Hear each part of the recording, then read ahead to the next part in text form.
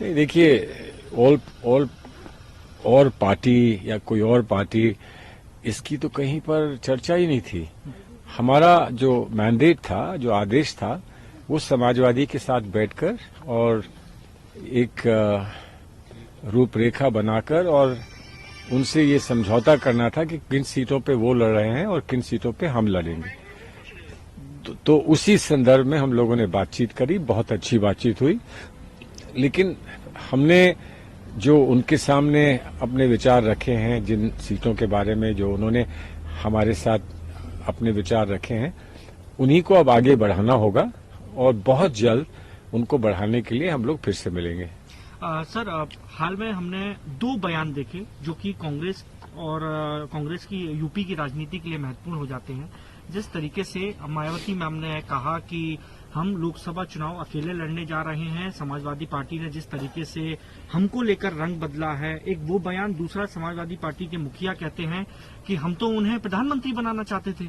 उसके बाद सर, जो आप लोग अलायंस कर रहे हैं, तो कहीं ना कहीं आपको लगता है कि उनको भी साथ आना चाहिए अगर आपको बीजेपी को डिफीट करना है, या?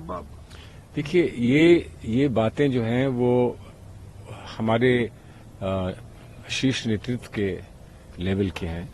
जो इंडिया का अलायंस है और जिसमें जितने लीडर्स हैं, उनकी आपस के विचारों के साथ ये निर्णय लिया जा सकता है। इस पे हम लोग नहीं कुछ अपने लेवल पर कुछ कर सकते हैं। सर, फिर कांग्रेस कितनी सीटों पर कोशिश कर रही है? क्या 40 से 50 या 50 से 60? कोई आंकड़ा अगर आप देना चाहें? संख्या या आंकड़ा देना संभव नहीं है और वो उचित भी नहीं है कि जब हम किसी से बातचीत कर रहे हैं, तो जब संभावनाएं सामने आकर और उस पर कुछ निर्णय होता है, तभी हमको उस बात को पब्लिक करना चाहिए या आम जनता के बीच में आकर वो बात कहनी चाहिए। अभी हम सिर्फ इतना ही कह रहे हैं कि बहुत अच्छी बातचीत हुई है और वो बातचीत हमको विश्वास दिलाती है कि बहुत अच्छा समझौता हम लोग उत्तर प्रदेश में करेंगे और दोनों ही पार्टियां उससे ज्यादा उत्साहित होकर चुनाव लड़ेंगी।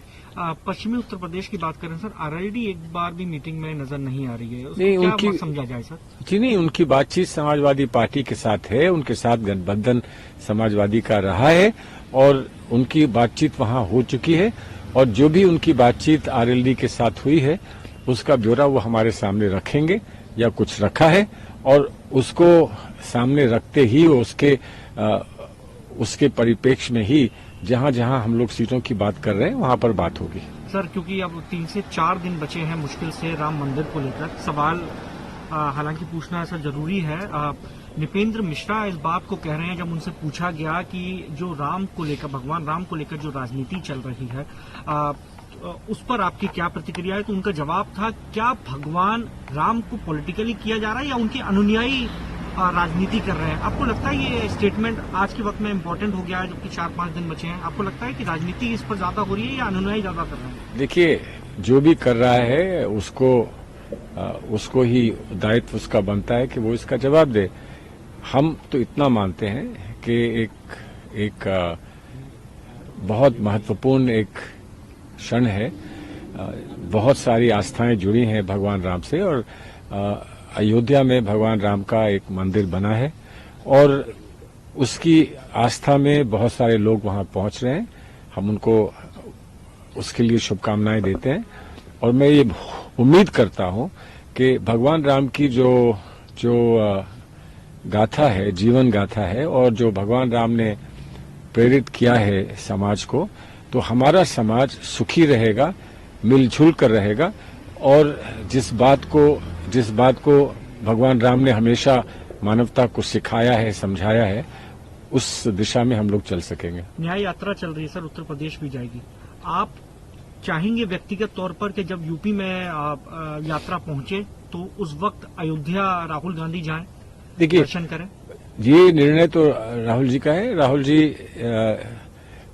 एक धार्मिक सोच के व्यक्ति हैं, एक व्यापक सोच के व्यक्ति हैं और उन्होंने ये कहा है कि मैं धर्म को राजनीति से नहीं जोड़ता हूं और इसीलिए यहाँ पर 22 तारीख को जब राजनीति को जोड़ा जा रहा है धर्म से, हम लोग उससे दूर रह रहे हैं।